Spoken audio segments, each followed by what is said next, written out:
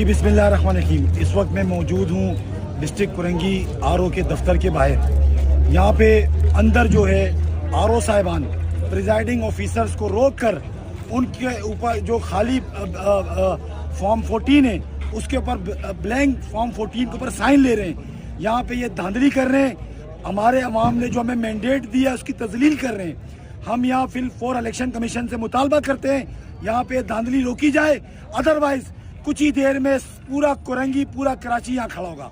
ये चीज़ें बंद की जाए। और यहाँ आरओ को मैं तंबी करता हूँ कि ये आप हमारे लोगों का, कुरंगी के लोगों का, कराची के लोगों का मैंडेट का तमाशा बना रहे हैं, तजलील कर रहे हैं। लिहाजा मीडिया से भी मेरी दरख्वास्त है यहाँ पर आए और यहाँ देखें अंदर क्या ड्रामेबाजी चल रही है। पहले ही हमें इलेक्शन नहीं लड़ने देते, हमसे हमारा बल्ला छीना, फिर हम आज़ाद लड़े। आज़ाद हमारे लोगों ने हमें मैंडेट दिया, हमारे मैंडेट